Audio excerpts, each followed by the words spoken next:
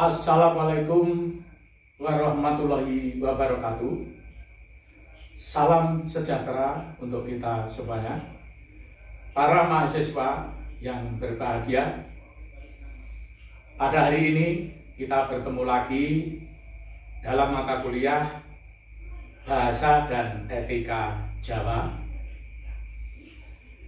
Pada hari ini Pak Sis akan menyampaikan pokok bahasa aksara Jawa, aksara Jawa, seperti apa yang sudah saya katakan kemarin.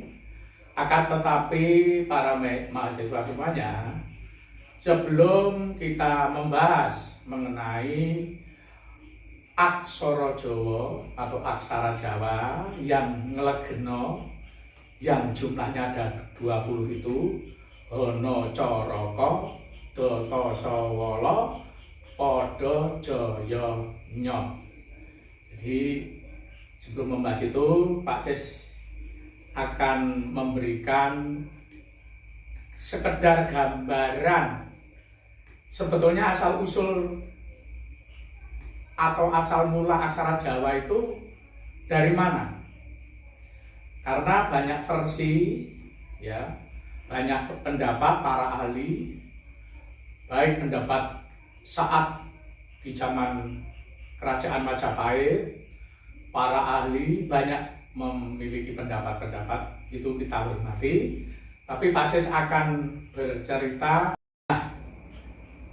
apa yang Pak Sis sampaikan bukan kebenaran satu-satunya, karena masih ada banyak pendapat-pendapat asal-usul aksara Jawa.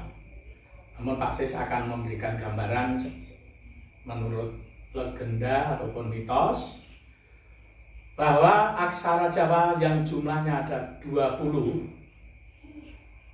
aksara itu pertama kali ditulis oleh Raja Ajisaka.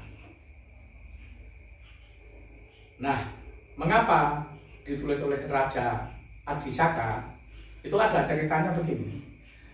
Ajisaka menulis aksara Jawa itu untuk mengenang kedua abdinya atau zaman sekarang pengawal setianya yang bernama Sembada dan Dora.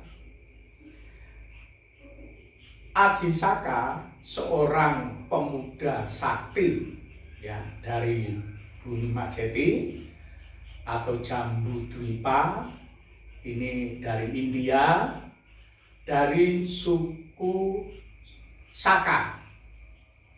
Karena itulah bernama Ajisaka atau Raja Saka.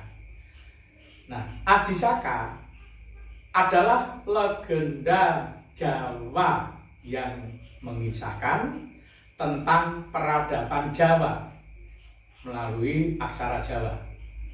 Nah, kisah ini juga menceritakan mengenai mitos tentang asal-usul aksara Jawa. Pengembaraan Ajisaka sampai ke tanah Jawa, waktu itu di Jawa ada kerajaan yang namanya Kerajaan Medang Kamulan. Rajanya Dewata Cengkar. Nah, saat mengembara, Ajisaka hanya mengajak abdinya atau pengawal yang bernama Dora. Sedangkan Sembada ditinggal untuk menjaga pusaka kerisnya.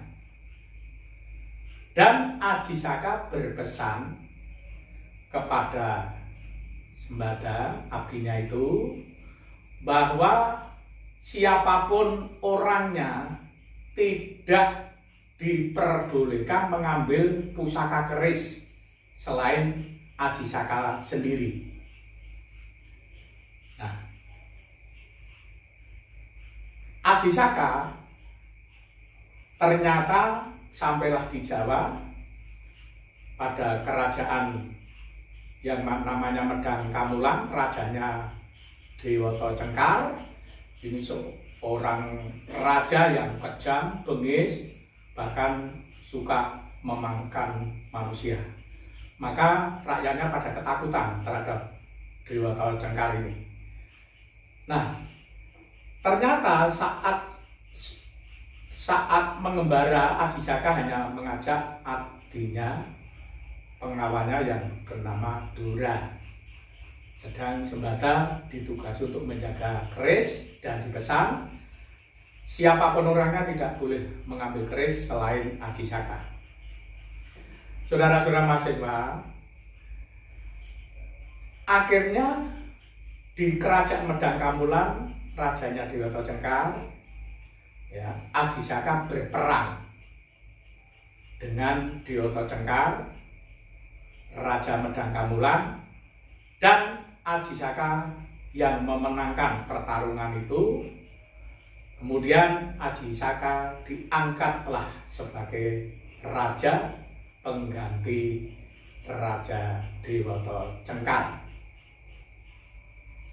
Nah, setelah Ajisaka memenangkan peperangan, ya, dengan Raja Dewata Cengkar, Ajisaka itu diangkat sebagai raja pengganti Dewata Cengkar. Nah, setelah Ajisaka menjadi raja, disuruhlah abdinya itu Dora, ya, untuk mengambil keris di Mejati yang ditinggal, yang ditunggui oleh abdinya juga yang bernama Sembada. Sekaligus Dora diperintahkan oleh Raja Ajisaka mengambil keris dan memboyong Sembada ke kerajaannya karena sudah menjadi raja. Namun Sembada menolak memberikan kerisnya dan mengikuti ke kerajaan Ajisaka karena Sembada tetap setia dengan pesan Ajisaka bahwa siapapun tidak diperbolehkan mengambil keris selain Ajisaka. Akhirnya sama-sama ingin melaksanakan perintah dari Ajisaka. Sembada walaupun dijemput Dora dengan niat baik, Sembada mau diboyong ke kerajaan Ajisaka dan kerisnya untuk diminta. Sembada tetap bersikukuh tidak akan menyerahkan keris itu kepada Dora. Nah, akhirnya timbullah cekcok, akhirnya keduanya perang. Nah, karena sama-sama sakti, keduanya itu tewas bersama. Nah, mengetahui kedua abdi setianya itu tewas, Ajisaka sangat sedih dan merasa bersalah. Perintah yang bertentangan dengan dua abdinya. Waktu pesan pada Sembada untuk menjaga keris, siapapun tidak boleh ngambil. Ternyata Ajisaka juga memerintah Dora untuk mengambil keris. Maka sama-sama diperintah Ajisaka, semuanya mempertahankan dan terjadilah perang, keduanya mati. Itu Ajisaka menyesali perintahnya yang dualisme, sehingga menyebabkan kedua abdinya perang dan akhirnya mati. Dengan kesedihan yang mendalam ditinggal para abdinya, akhirnya Ajisaka lewat deret aksara menulis deret aksara yang dinamakan aksara Jawa yang berbunyi Hono Coroko Data Sawala Padha Jayanya Mangga Bathanga. Ini mengandung arti 20 aksara, mengandung arti, saudara-saudara. Artinya itu Hono Coroko, artinya ono utusan, ada perintah. Data Sawala artinya podo kerengan, podo berkelahi. Podo Jayanya artinya podo kuwate, podo saktinya. Nah, kedua abdi tadi podo saktine, podo kuwate. Monggo botongo artinya podo dadi mati kabeh. Podo sampyuk, podo sirna kabeh antarane Sembada karo Dora. Nah, perintah ini Aji Saka merasa bersalah. Memerintah mestinya Aji Saka sendiri yang mengambil kerisnya, mestinya. Oleh karena itu, sekelumit cerita ini menunjukkan arah bahwa bisa dijadikan referensi bahwa asal-usul aksara Jawa itu walaupun secara legenda atau mitos, memang cerita-cerita dari India ini banyak mewarnai di masyarakat Jawa, banyak mewarnai cerita-cerita dari India.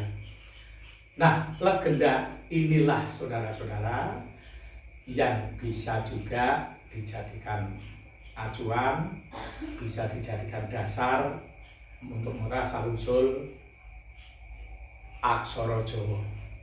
Walaupun ada beberapa versi, karena itu ya kita hormati dan kita juga anggap ada kebenarannya. Baik ada versi zaman Majapahit, ada versi para sesepuh Jawa zaman dulu mengartikan bahwa Hanacaraka itu ada utusan atau nafas kita, ya, dan lain sebagainya. Tapi yang saya sampaikan ini secara legenda atau mitos, yaitu Aji Saka, penemu asal-usul yang menulis pertama kali aksara Jawa. Nah, saudara-saudara, beberapa memang ditemukan beberapa prasasti aksara Jawa, ya, yang merupakan salah satu aksara turunan Brahmi, ya, aksara yang paling tua dari aksara Jawa adalah aksara Brahmi di India, yang berkembang menjadi aksara Pallava di Asia Selatan dan Tenggara pada abad ke-6 hingga abad ke-8. Nah, aksara Pallava kemudian berkembang menjadi aksara Kawi yang digunakan sepanjang Hindu-Buddha Indonesia antara abad ke-8 sampai 15. Lalu aksara Jawa ini aktif digunakan dalam sastra maupun tulisan Jawa sehari-hari. Ya, masyarakat Jawa selalu menggunakan aksara Jawa, terutama sejak pertengahan abad ke-15 hingga pertengahan abad ke-20, terutama berkembang pada saat kerajaan ataupun keraton Surakarta dan keraton Yogyakarta.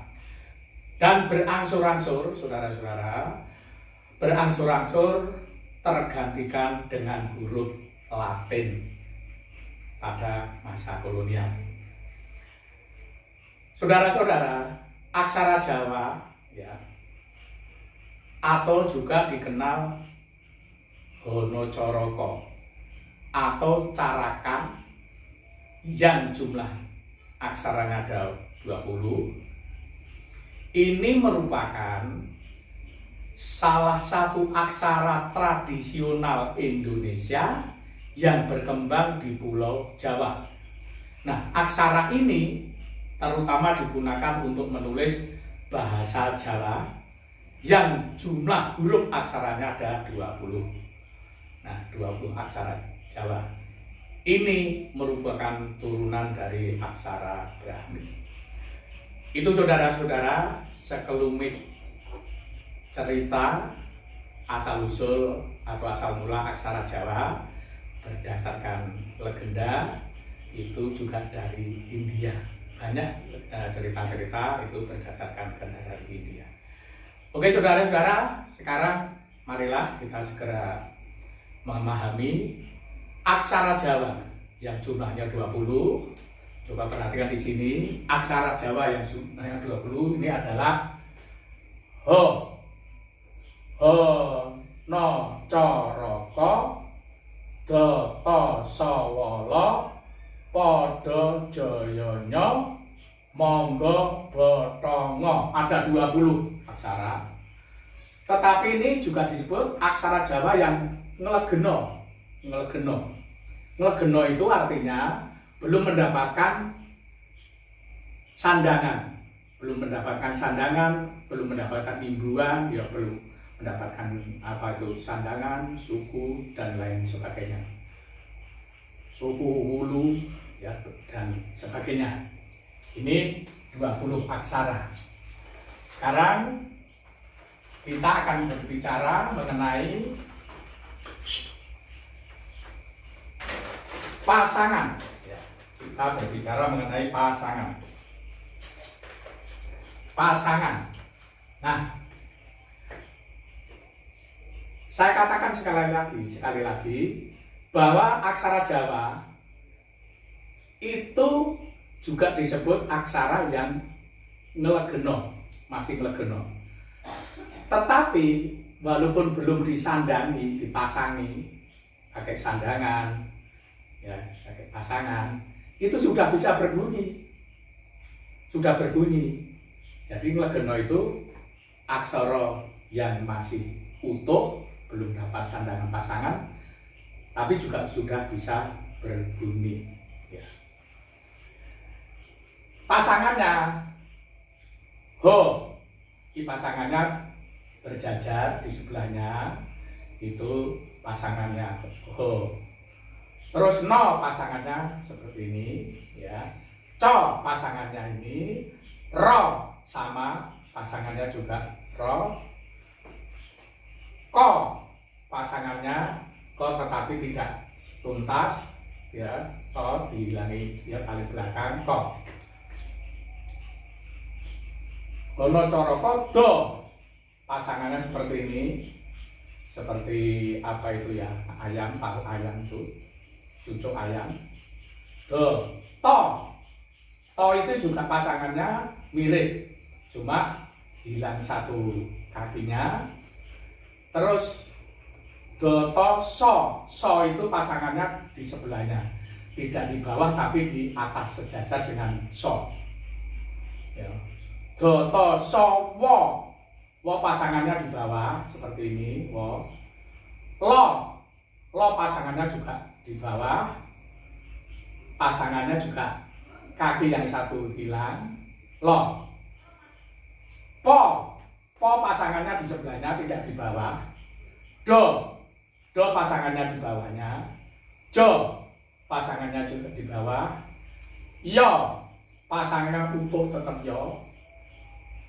Nyo ini kakinya 3, pasangannya di bawah. Mo pasangannya di bawah. Go pasangannya di bawah, tetap go. Mogo bo pasangannya di bawah. To pasangannya di bawah. Ngo pasangannya di bawah. Nah, sekarang kita berbicara mengenai, selain pasangan, kita berbicara mengenai sandangan. Ya, jadi huruf Jawa, huruf ngelegeno itu akan berbunyi sesuai kehendak penulisnya. Kehendak yang nulis berarti harus menggunakan pasangan. Nah, dan tadi pasangan. Ini sandangan sekarang. Sandangan aksara Jawa itu terdiri dari sandangan swara. Digunakan untuk menggantikan huruf vokal, yaitu U, I, E, E, dan O. Sandangan swara itu untuk menggantikan huruf vokal, yaitu U, I, E, dan O. Sandangan swara 1, suku. Suku bentuknya begini ya, itu nanti di bawah garis, suku. Ini untuk vokal U. Suku itu untuk vokal U. Nah, sandangan swara suku di bawah garis. untuk menggantikan vokal U itu di suku. Contohnya tuku buku, ya ambil aksara T, to, karena tuku di suku, ya tu, ko di suku ku, bo di suku bu, ko di suku ku, tuku, buku. Terus wulu, wulu itu di atas aksara nulisnya lebih kecil daripada pepet ya. Jadi wulu itu di atas aksara kecil, ya lingkaran kecil. Ini untuk menggantikan vokal I. Wulu, namanya wulu, vokal I. Contoh, ya nulis sapi siji, so, ya so, terus po di wulu, I bunyinya, sapi, siji, so di wulu, jo di wulu, jadinya sapi siji. Yang ketiga pepet, pepet itu juga di atas aksara, di atas huruf itu lebih besar daripada wulu. Ya kalau wulu kecil, kalau pepet agak besar. Ini untuk mengganti vokal E ya, untuk mengganti vokal E. Contohnya kebotelu, langsung nulis huruf ko, ngelgenone ko, dipepet di atas aksara, dipepet ko, dipepet jadi ke, bo tidak dapat sandangan, kebo, telu, to dipepet jadi te, lo di suku, kebo telu. Tapi saudara-saudara, nulis huruf Jawa itu ada pengecualiannya, yaitu pengecualiannya apa? Ro, po, lelet, ro ceret. Nah, ini pengecualian. Untuk aksara ro, ya, dan lo tidak boleh menggunakan pepet. Sekali lagi saya ulangi, untuk aksara ro, ya, maupun lo, ini tidak boleh menggunakan pepet, sandangan pepet, untuk bunyi re dan le. Bunyi re dan le itu tidak menggunakan aksara nglegena, tapi harus menggunakan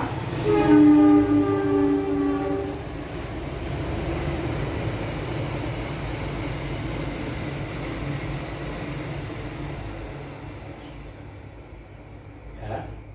Jadi ada pengecualian dalam hal pepet. Untuk aksara ro dan lo itu tidak boleh menggunakan pepet, tidak boleh menggunakan sandangan pepet. Lah menggunakan apa? Untuk bunyi re dan le harus menggunakan aksara ganten, po ceret, ya ngolelet, po ceret ngolelet, ya. Harus menggunakan aksara ganten yaitu po ceret untuk menggantikan re. Contoh po ceret itu berarti re. Lah re ini tidak boleh menggunakan R di pepet, tidak boleh karena sudah ada aksara ganten yaitu re, ya. Aksara ganten yaitu po ceret dan ngolelet. Nah, po ceret untuk mengganti re. Contoh reco. Reco ini dibuat po, ya, po langsung diceret. Po ini diceret. Ini bunyinya re, ya, re. Tidak boleh po, misalkan tidak boleh R dipepet nggak boleh, salah itu. R dipepet nggak boleh. Harus pakai huruf ganten, yaitu po cerek. Harus pakai po cerek. Misalkan reco ini harus po cerek, po dicerek, itu bunyinya re, lalu co, ya reco. Bukan, yang betul itu reco itu po dicerek dengan co, bukan ro dipepet. Karena sudah ada huruf ganten, ya, ngelelet dan po cerek. Maka tidak boleh pakai R, ya, no coro, ro dipepet, re, tidak boleh. Harus memakai huruf ganten tadi, po cerek. Reco, yang betul, po dicerek, co, bukan ro dipepet, ini salah. Lalu ngelelet. Untuk menggantikan aksara le, ngolelet ya. Ngolelet ini untuk menggantikan aksara le. Jadi kalau ada ukara pakai le itu tidak boleh dodo swara lo dipepet tidak boleh ya. Lo dipepet tidak boleh. Harus pakai apa? Ya harus pakai sebagai penggantinya tadi ngolelet. Contohnya gunakan mau nulis lego, mau nulis lego, ya. Mau nulis lego itu tidak boleh. Lo dipepet nggak boleh, harus pakai huruf ganten. Le itu nggak lelet, lego, lego. Selanjutnya taling, ya. Taling ini bentuknya ini, taling. Untuk menggantikan huruf E taling itu. Contoh, lele keli. Nah, lele keli. Lele keli ini harus ditaling. Talingnya itu seperti ini. Nah, taling ini harus di depan aksara, taling ini di depan aksara. Lele keli itu ditaling dulu, baru lo, ya. Iki wis, terus taling lagi huruf lo, ya. Lele, terus taling lagi kok ditalingi k, dan ini k. Nah lalu lo di wulu, berbunyinya lele keli, terakhir lo di wulu. Tidak diberi pangkon karena ini tidak huruf mati. Biasanya kalau huruf terakhir dipangkon, tapi kalau itu memang sudah huruf mati, kalau ini tidak bisa dipangkon. Selanjutnya taling tarung. Taling tarung itu ya berada di depan dan di belakang aksara. Taling tarung itu, taling tarungnya, taringnya seperti angka 2 ini untuk menggantikan vokal o, taling tarung. Contoh, soto kebo, ya, so di antara taling tarung, ya. Depannya taling, ya, terus taling tarung, so, bunyinya so. To di taling tarung, soto. Ko dipepet ke, terus bo, ya, bo di taling tarung, munine soto kebu. Selanjutnya sandangan panyiget. Nah ini harus diperhatikan ini. Sandangan panyiget itu digunakan dalam penulisan aksara Jawa sebagai penanda untuk menutup konsonan di akhir suku kata. Di akhir suku kata. Nah, sandangan ini terdiri dari layar, wignan, cecak, pangkon. Nah, jenis sandangan panyiget ini terdiri dari layar. Layar itu coret di atas huruf.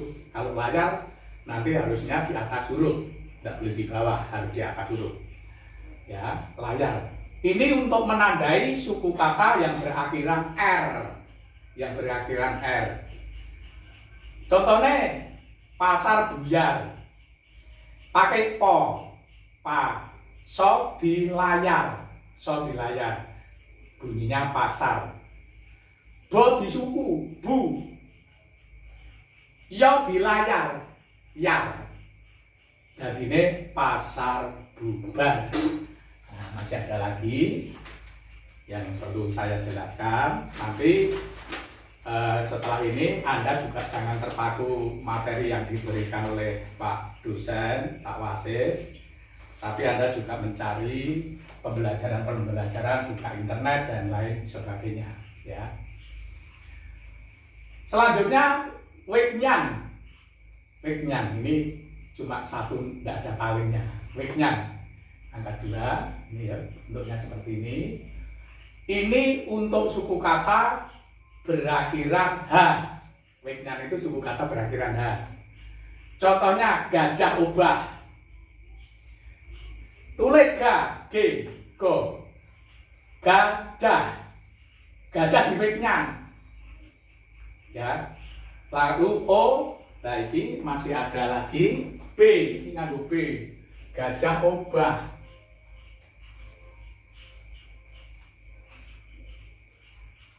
Nah, kakinya 2. Kakinya 2, gajah obah. Karena Weknyan itu mengganti suku kata yang berakhiran H, maka di belakang ini gajah obah bibo. Nah. Lalu cecak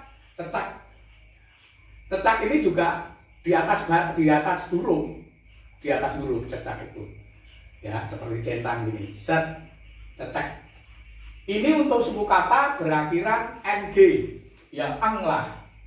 Contoh tukang tarung, to di suku, ko dicecak, tukang, t, to, ta, ro di suku lalu dicecak. Jadinya tukang tarung. Sekarang pangkon ini untuk memangku huruf mati. Ini untuk menandai huruf mati di akhir kalimat. Contoh, mangan, mo, ngo, no, mangan, lalu dipangku karena huruf mati, dipangku. Nah, ini saudara-saudara mahasiswa, sekedar untuk tadi saya awali cerita asal mula aksara Jawa. Dari tadi sudah saya ceritakan Raja Aji Saka. Kebenaran itu memang banyak versi, banyak pendapat. Yang penting karena kita itu merupakan generasi yang sudah beratus-ratus tahun, ya kita tidak bisa menyalahkan, tapi kita ikuti. Itu saudara-saudara, saya kira cukup sekian perkuliahan hari ini. Kita ketemu di minggu depan. Silahkan Anda betul-betul dipelajari, cari literatur rujukan huruf Jawa, belajar untuk menulis, karena sekarang ini, generasi sekarang ini harus banyak yang tidak mengerti tentang aksara Jawa. Nah, para mahasiswa nanti menjadi pionirnya, karena Anda nanti kalau ngajar itu kebetulan yang ngampu bahasa Jawa tidak ada, bisa-bisa saudara mahasiswa ini setelah menjadi guru suruh ngampu bahasa Jawa. Nah, suruh ngampu bahasa Jawa, huruf ngelegenone wae ora apal. Huruf nglegeno itu ya ana caraka sing cacahe 20. Itu huruf nglegeno. Huruf nglegeno kuwi huruf aksara sing durung entuk tambahan, sandangan, pasangan lan sak liyane. Cukup semene pesene Pak Sis. Jaga kesehatan, protokol kesehatan diterapkan. Jangan lupa kemana-mana harus pakai masker. Yang belum vaksin segera ikut vaksin. Ini program pemerintah dan tidak dipungut biaya. Mengapa? Pemerintah punya program yang sangat bagus, luar biasa untuk bisa lolos dari pandemi COVID-19. Di vaksin kok banyak yang tidak ikut vaksin. Itu berarti kita tidak ikut mensukseskan atau kita tidak ikut bagaimana COVID ini segera menghilang dari Indonesia dan dunia pada umumnya. Sekali lagi, pelajari aksara Jawa itu banyak sekali, jadi nanti betul-betul, tapi yang penting abjad ngelegenonya, huruf ngelegenonya Hono Coroko itu Anda menulis itu seperti di atas ya, karena sudah lebih nanti hafal ya, jangan sampai tidak hafal. Saya kira cukup sekian. Daftar hadir tetap dibuat, daftar absen segera dikirim ke Pak Wasis untuk laporan ke Fakultas Keguruan. Terima kasih, akhirul kalam. Wassalamualaikum warahmatullahi wabarakatuh.